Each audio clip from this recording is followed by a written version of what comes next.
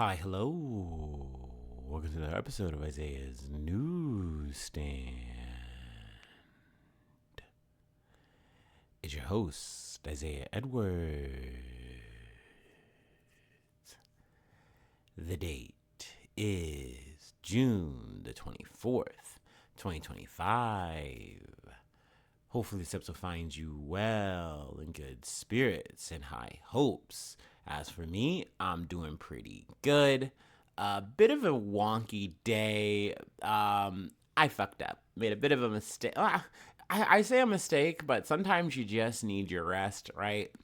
And it's been a very interesting 24 hours since I last, recorded, got back to y'all. I'll try to run it down as best I can. So, didn't get much sleep last night. I guess we can actually start from Monday night. I have been racking my brain trying to come up with a way to get some money together so I can, fix some of my problems, some of my issues. So I've been banging my head up against the wall, just fretting, and did so much of that and plotting and scheming that I wound up going to bed. I missed dinner and just woke up 3 hours later from sleeping. Oh, okay, so I guess I'm too stressed to sleep, and proceeded just to have a terrible kind of sleeping situation last night. But that's okay. That is what it is. We wake up with maybe an extra hour of sleep, go to work, try to make the most out of that. But I think throughout the day I was on the phone working and on the phone, trying to get some things together, and I think we might be on to something that hopefully might be a fix. But I'll keep you posted. I know I'm being a bit vague, but that definitely helped my day, kind of helped calm me down a bit. But I will say, I was very tired and I was very stressed, which leads me to a random food corner along the way at work. I've wanted a cheeseburger for a very long time. I haven't had one since the last time we were talking about, what was it, Twin Peaks, and I had that burger. Pretty good bacon burger. But I was fiending a burgie. So, like I said before, with my job, we have this food vending area.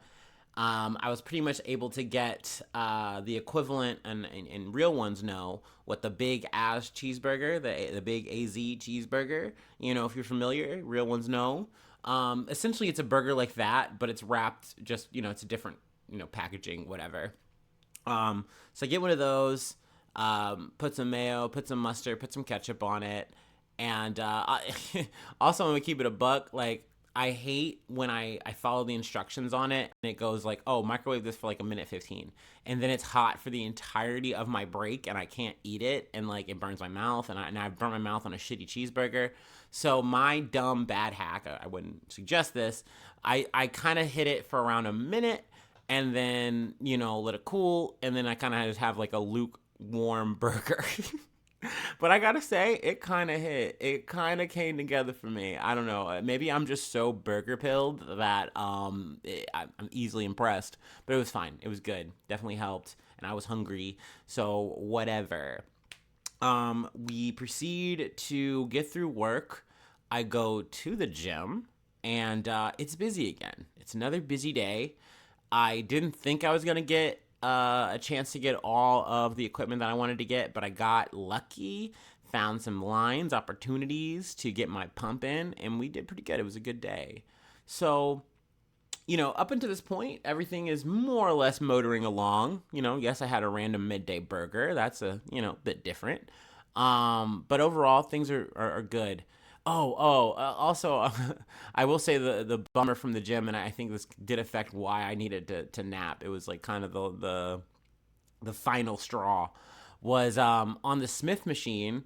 I'm setting it up for each exercise that I want to do, and sometimes I have this dumb bonehead moment where I'm moving too quickly. And, I'm not thinking where the bar's at, where my head's at, and I wind up hitting it. And that happened today.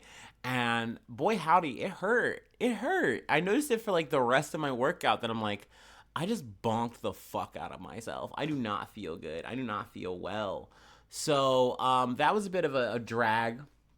So I think just with the lack of sleep, bonking my head, just a full day under my belt. I was like, let me just take a nap. That'll be good. I'll take like about an hour nap or so, and we'll be fine. Turns out an hour nap became a 3 hour nap. And I wake up like, oh wow, what a strange situation. Am I going to work? What's up? And I realize I'm a man out of time, quite literally. And we didn't do our episode yet. So, we're a bit out of sorts, we're a bit out of step, but overall that's been the day, and we're getting this in, technically before Wednesday, but you won't be hearing this until then. So yeah, let's go ahead and get into our startup, and we'll get into some news. I'm already sweating. It's so hot. We are officially in I'm complaining about summer mode. Oh man. Ooh, so sweaty. We got this. It is no longer a sweat towel.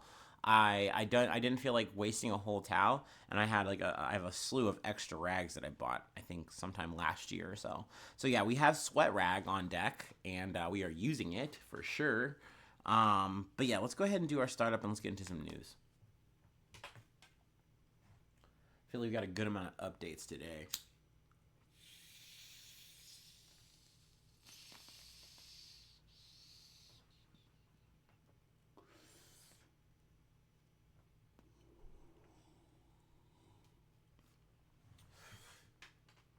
Ooh. Also, I don't have this on my docket, but in terms of the Israel-Iran conflict, we still don't really know what are the details in that ceasefire that Trump was talking about. Both sides have said the other have violated it, and are, at least at the top of the day, we're firing at each other. That pissed Trump off, so much so that he said "fuck," which, you know what? Call me childish, but I think it's funny whenever you get Biden on a hot mic saying some dumb shit, or you get Trump just fucking saying it. I don't know. It makes me giggle. That being said, obviously this shit is serious. Well, I mean, we'll see how that shakes out. I think all eyes are definitely on that conflict right now. We will see if a ceasefire actually winds up holding. But yeah, that's not the main news. I just figured like, hey, it's definitely worth mentioning. Let me go ahead and take the sippy, and we'll get into it.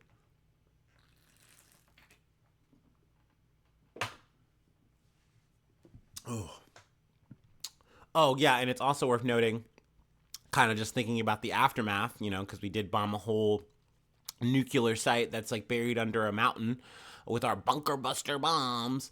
It doesn't, like, looks like we set them back, but it doesn't look like we obliterated their nuclear program like the Trump administration is trying to say. So it's like, well, what was the fucking point? Like, we just blew a lot of fucking military time, tax dollars on this fucking operation. What do we really have to show for it? Whatever. I mean, we could do a whole podcast about shit like that. But anyway, our first story comes from CBS News.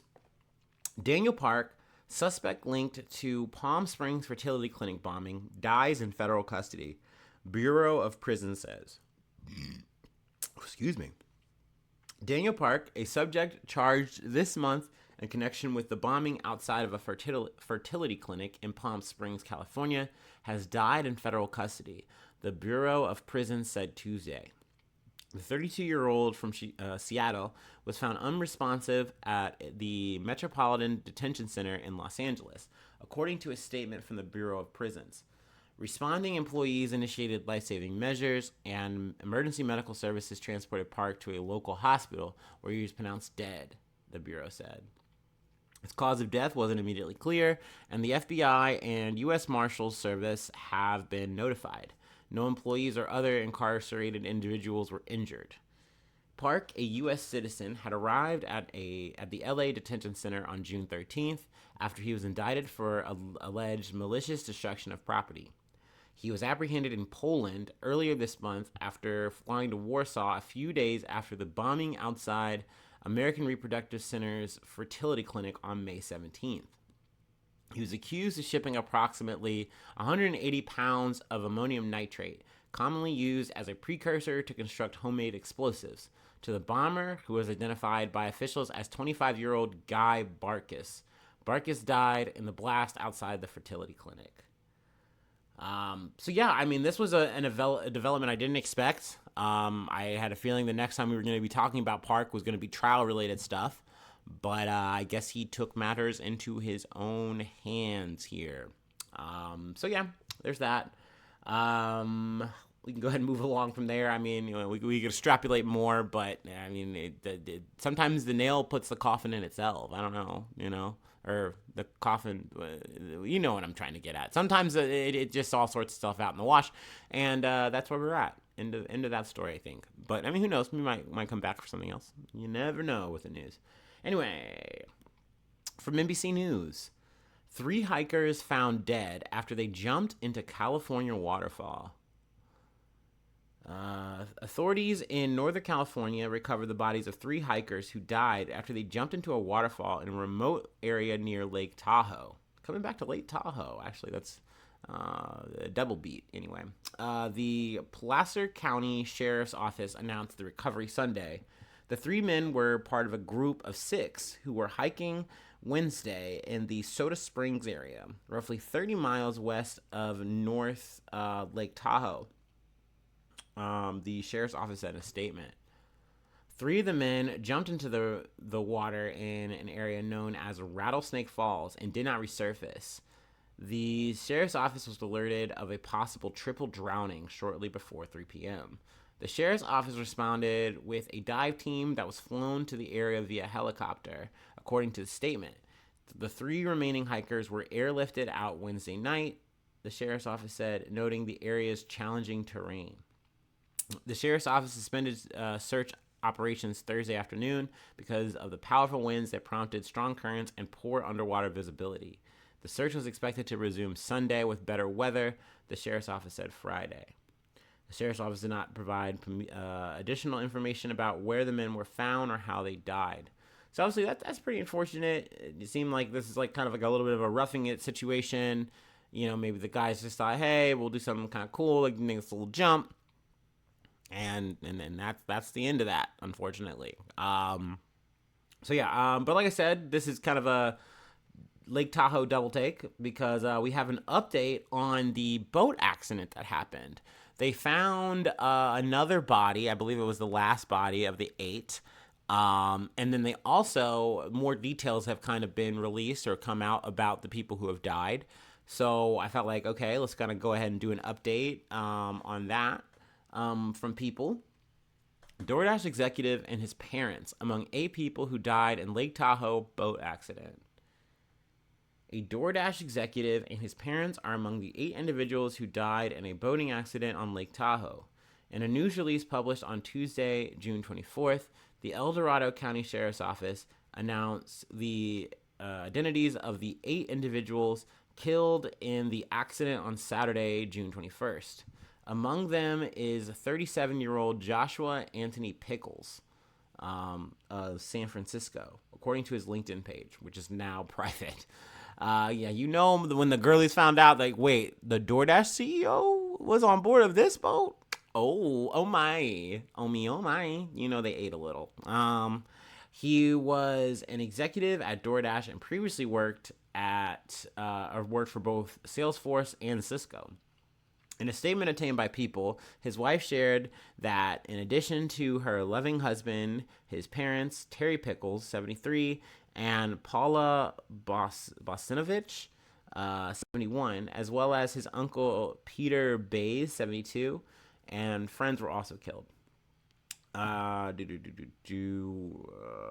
other victims were identified as 71-year-old Timothy O'Leary of Auburn, California, as well as 3 individuals from New York, Teresa Gugliari, 66, and James Guck, 69, nice, both from Hanoi. I'm sure I'm saying that weird. And Stephen Lindsay, 63, of Springwater. Let's see here. So yeah, I mean, bit of an update on the people. It looks like it was bad weather that wound up, bringing the ship down bring the boat down, I should say. In that regard, it's very unfortunate.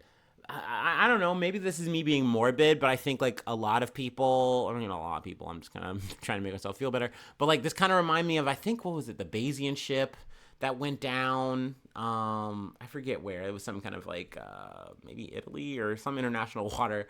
Um, just a really rich, well-off guy, and it's like, oh, I can't believe this happened. But then you're also like, oh, it's a CEO, so I don't feel maybe as bad. But obviously, he's got a family and things like that. And then I also think, too, my initial gut reaction was just like the Titan thing. And I'm like, this isn't the same. Just because you want to go out on a body of water with your family or your bros or whatever, like, I mean, to me, is it hubris? Yes, it's hubris. But like hubris to me is also hopping in a car and thinking like, hey, I should totally have the ability and I'm able to get from point A to point B super easy. Like I roll the dice every day with that shit, right? And I mean I don't feel too anxious about it, but I would say even more so if I'm doing flying. I'd say also the same if I'm going out at sea. Like, it's just not something that I'm trying to roll the dice on as just a normal human being. I'm not taking my chances against nature like that. But I don't think that's necessarily wrong, or you're like really cheating death, or you're using your money and privilege. Like I don't want to get like that that high headed about it. So yeah, condolences to the people involved. But yeah, I just wanted to go ahead and do the update there. Let's see, we got another Supreme Court situation. I got this from the Straight Arrow News. Not too much coverage on this. I kind of just want to run the summary, just a quick rundown of what the case is, and we'll probably come back with a ruling from SCOTUS. Let's see here. The Supreme Court agrees to hear former inmates' lawsuit over forced haircut. The U.S. Supreme Court will hear the case of Damon Lander, a former Louisiana inmate who says his dreadlocks were forcibly cut in violation of his Rastafarian faith. The key legal question is whether individuals can sue prison officials for monetary damages under a federal law that protects religious rights in prison, similar to rights under a broader religious freedom. So I think just kind of like I've listened to the story maybe like once or twice, but essentially, Landor, Rastafarian, obviously for most of his life he's been able to do this, conduct his faith, but doing stints in prison. In one prison he was fine; they didn't give him any hassle about it, and then he was transferred or got into another like situation. And this prison was like, you have to cut your hair. Like, we're cutting it. And they forcibly, like, held him down and cut his hair. And they later ruled, like, after the fact, that it's like, oh, we shouldn't have done that. Like, we're changing the rules. It's not going to be a thing that happens again. But essentially, for Landor, they're saying, like, well, you didn't have the ability to sue for this. And that's why this has gone, I think, all the way up to the Supreme Court, if I'm getting that correct.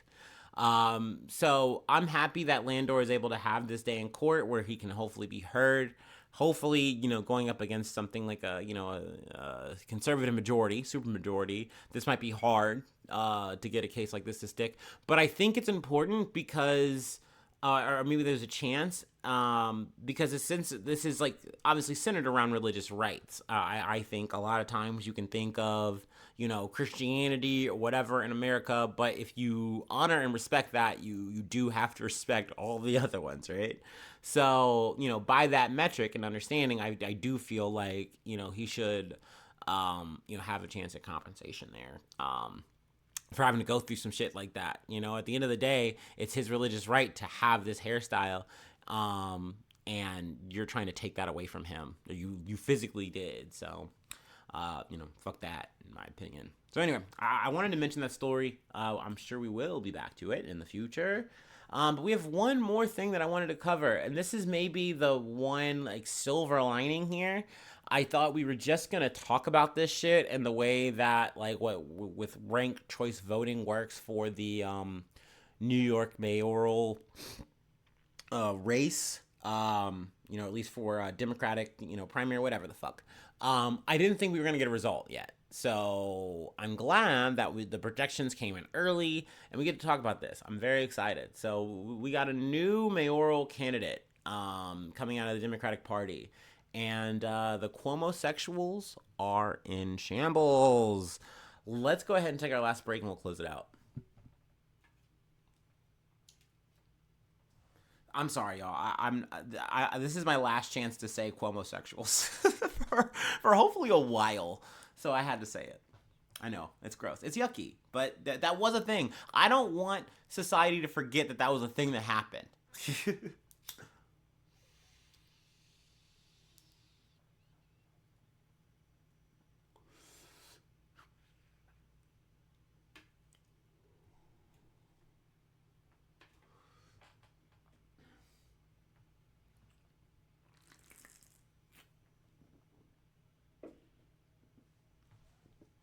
All right.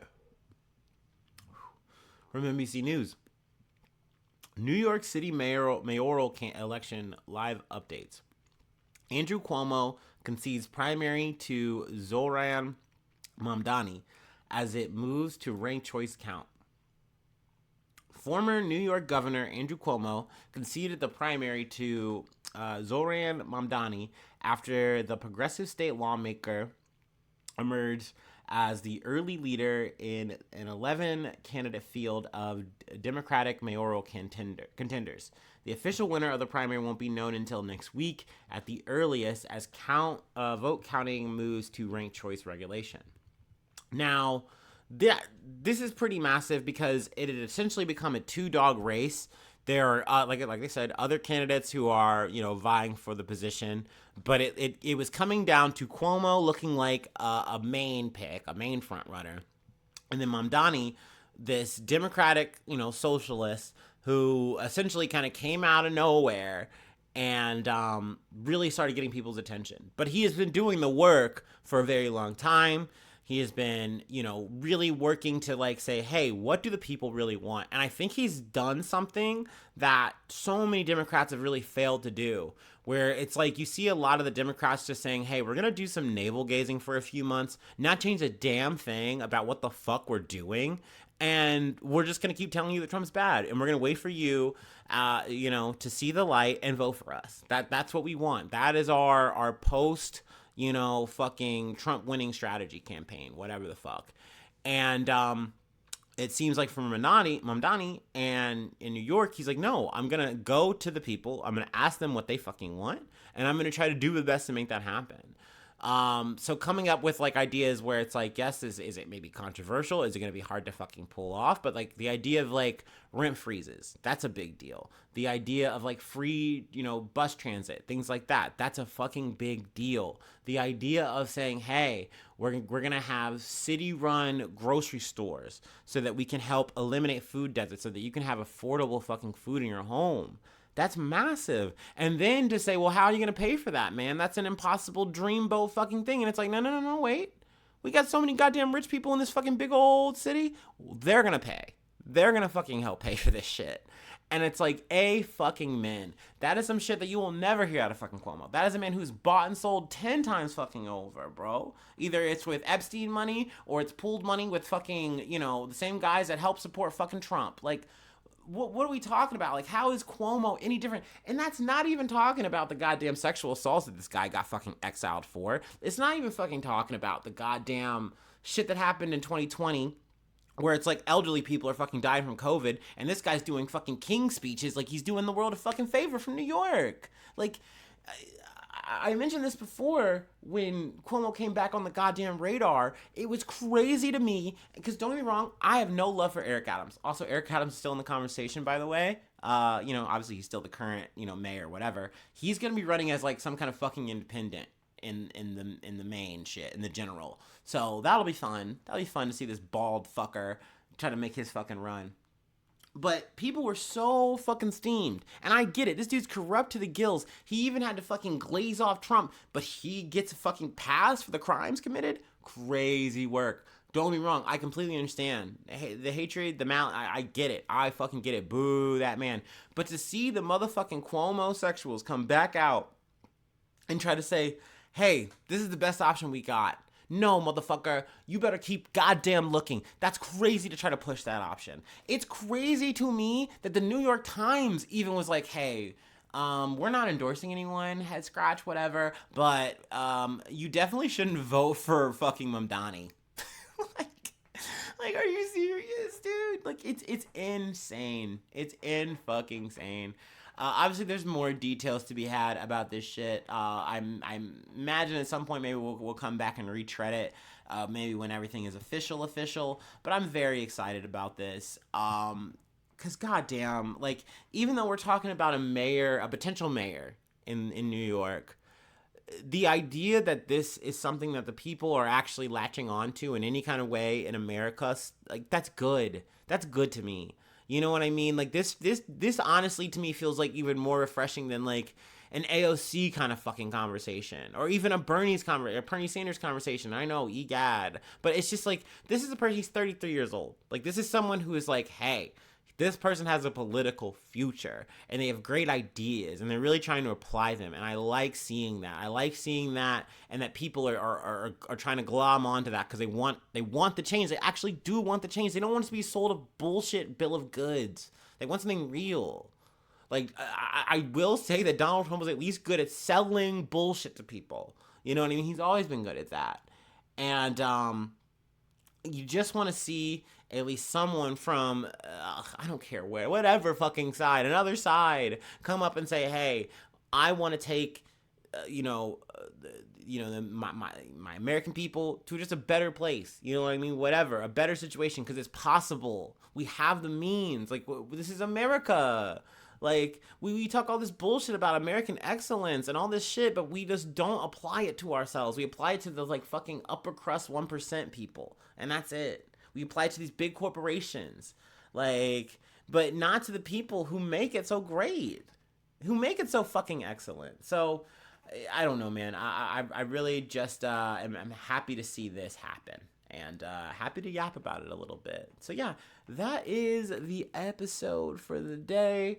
If you'd like to help out, support the effort, I do have a Patreon, patreon.com/IsaiahNews. Become a newsie today. Free ways to hit me up, IsaiahNews1@gmail.com. Feel free to follow me or the podcast on any of the socials. Subscribe to the YouTube, follow on TikTok, follow on Spotify, Apple Podcasts, whatever platform you fancy, I'll be there. Leave a like, leave a cool comment. Sharing is caring. But hopefully I see you soon for some more good news. I love ya. Bye-bye. Mwah.